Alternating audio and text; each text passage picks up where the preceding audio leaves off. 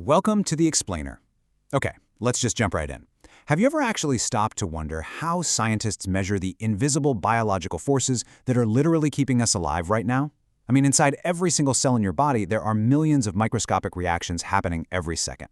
Today, we're going to play molecular detectives. We're diving into the totally fascinating world of enzyme kinetics to figure out exactly how researchers set traps to track these incredibly fast, completely invisible molecular machines. It's a genuine puzzle, right? Because enzymes, they're molecular machines just working at absolute blinding speeds. They don't have moving parts you can zoom in on with a standard microscope, and they certainly don't leave giant footprints behind. So to actually understand them, and ultimately use them to do things like cure diseases or create new industrial products, we have to look for the tiny, microscopic clues they leave in their wake. It's really all about measuring the invisible by making its effects visible. So here is our roadmap for today's Explainer. We'll be hitting 1. The speed of life, 2. Catching catalase in action, 3. Proteases, the protein cutters, 4. Ingenious activity assays, and finally, 5. Why tracking all of this actually matters. All right, let's kick things off with Section 1, the speed of life.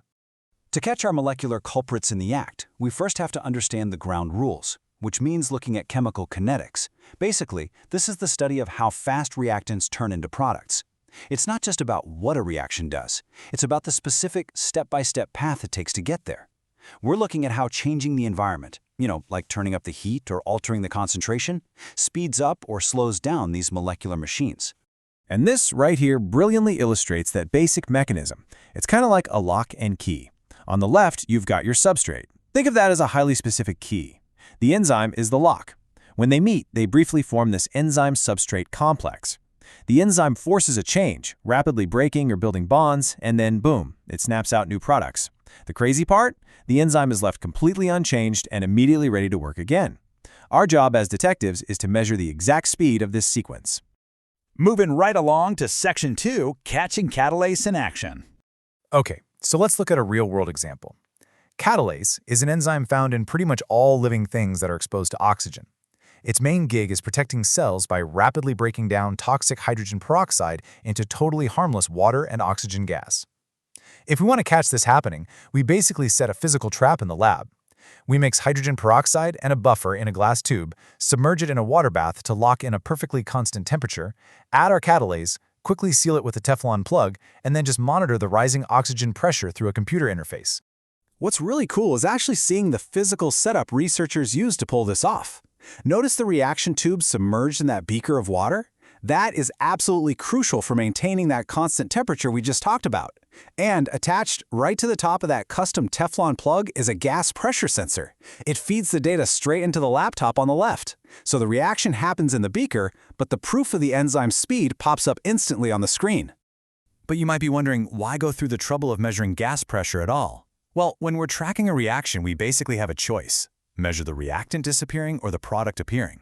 Trying to track the tiny loss of hydrogen peroxide while it's still swimming around in the liquid? Yeah, that's incredibly difficult. But tracking the product, the buildup of oxygen gas pressure in a sealed tube, is highly reliable. It gives us a beautifully clear, real-time graph of the enzyme's activity. We're using the gas as a proxy to tell us exactly what that invisible enzyme is up to. All right, let's shift gears to Section 3, proteases, the protein cutters. Proteases are these fascinating enzymes whose specific job is to chop up proteins by hydrolyzing their peptide bonds. And they are absolutely critical. I mean, they dictate cell survival, virus replication, immune responses, the whole shebang. Because of this, they are major targets in drug discovery for things like cancer, cardiovascular disorders, and infectious diseases. But here's the rub. Unlike catalase, proteases don't produce a convenient, easily measurable gas when they do their job, so tracking their activity requires a whole new level of specialized chemical traps. Since we can't just slap a pressure gauge on them, scientists had to get creative. We've got colorimetric assays where the enzyme cuts a substrate and literally releases a visible dye. Then there are fret assays, where the enzyme's cut triggers a microscopic flash of fluorescent light. We also use luminescent assays that couple the reaction to light generation, kind of like a firefly's glow. And finally, mass spectrometry, which literally tracks the molecular weight of the protein fragments to confirm exactly where the protease made its cut. Pretty ingenious, right? Let's dive deeper into Section 4, Ingenious Activity Assays, to see how these stack up. Check out this breakdown of detection limits. Colorimetric is great for everyday use, catching activity down to sub-microgram levels.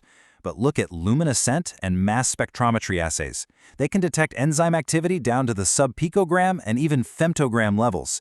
That is an unimaginably small amount of material. It offers incredible sensitivity for finding even the absolute smallest trace of enzyme activity hiding in a complex biological sample. But, as with all science, these tests aren't totally bulletproof, and sometimes our molecular detectives get handed a false lead. Take the traditional colorimetric assay. It often uses a milk protein called casein as a target for the protease to cut. Now, to measure the results, scientists add a chemical called TCA to stop the reaction and clump up the uncut protein. But there's a huge flaw here. The TCA can accidentally trap the very fragments the enzyme just cut. This hides the evidence, causing a false negative result, which makes it look like the enzyme was way less active than it actually was. So how do we fix this? Well, we can look at the complete, honestly cinematic experiment presented by Dr. Chem on his Protease Activity Study. It's a brilliant workaround. Dr. Chem completely ditched the casein and replaced it with an egg white modified protein, or EWMP. Because EWMP is essentially infallible right from the start, his experiment proved you don't even need that problematic TCA chemical to stop and precipitate the reaction. It completely sidesteps the flaw and gives researchers a pure, uncompromised reading of the total proteolytic activity. And the final results of Dr. Chem's cinematic experiment? Totally undeniable. These graphs show tests done on proteases extracted from plant seeds during his study. When an assay works perfectly, you expect to see a beautiful, linear relationship, exactly like these straight lines here. As you increase the amount of substrate, or the amount of enzyme, the measured activity scales up proportionately and predictably. Seeing that straight line? That is the ultimate proof that your chemical trap is working exactly the way it's supposed to. Which brings us to our final section, Section 5, Why Enzyme Tracking Matters. Because, honestly, going through all this trouble to set these complicated chemical traps isn't just some academic exercise. It is the absolute foundation for major real-world breakthroughs. In medicine, knowing exactly how fast a specific protease works allows drug developers to create targeted inhibitors, which eventually become new cancer treatments or life-saving heart medications. But it's also highly industrial. The enzymes in your advanced laundry detergents that break down tough stains, they're tested and perfected using these exact same kinetic assays to make sure they work flawlessly in your washing machine. And that leaves us with a pretty fascinating thought to end this explainer on. As researchers sequence more genomes and discover entirely new, incredibly complex enzymes, their functions are going to remain a total mystery until we figure out how to observe them in action. So, what future medical breakthroughs, what cures for diseases we currently can't even treat, are just sitting there waiting for us to invent the right microscopic trap to measure them? The molecular detective work is really just beginning. Thanks for hanging out with me for this one, and keep asking the big questions.